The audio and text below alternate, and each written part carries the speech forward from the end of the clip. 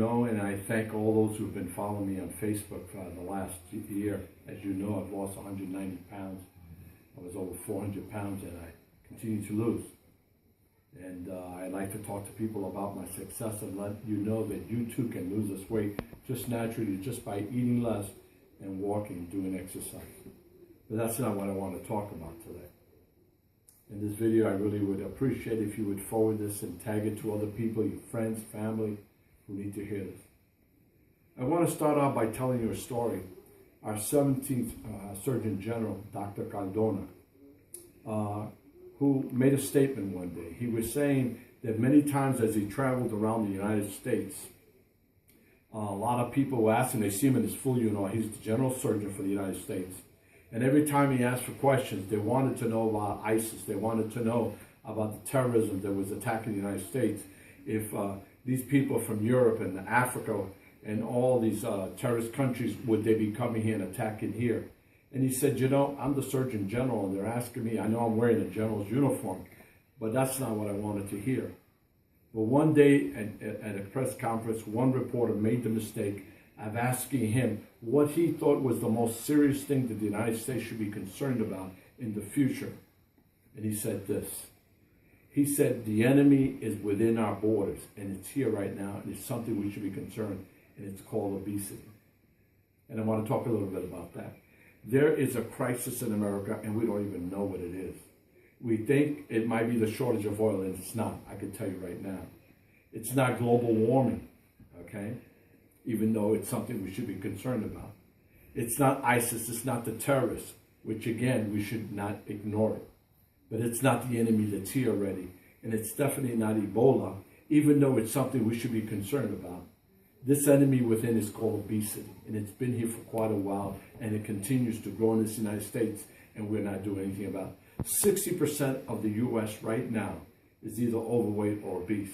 And we estimate, CDC, by 2030, that over 86% of our population will either be overweight or obese.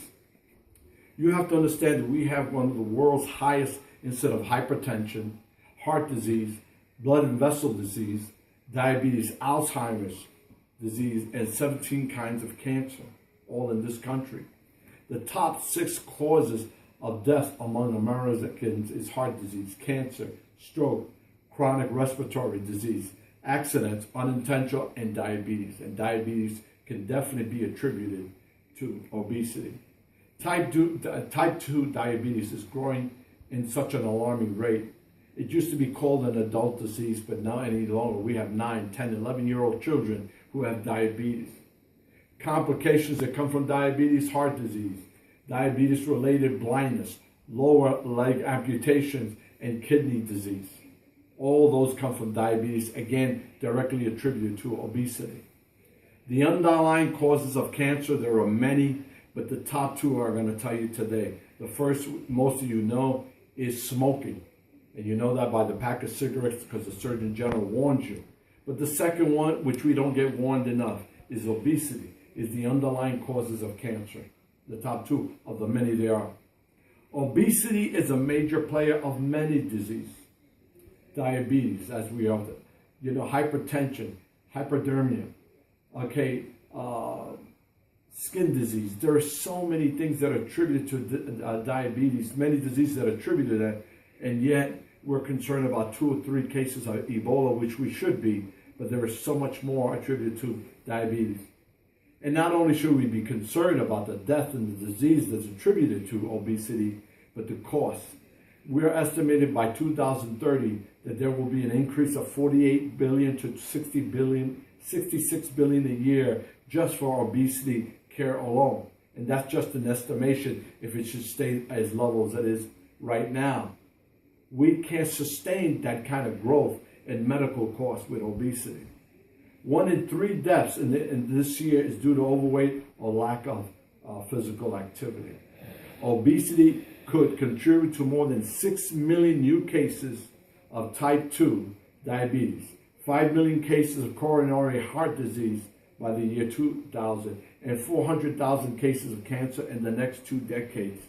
Something we cannot afford and something we have to do.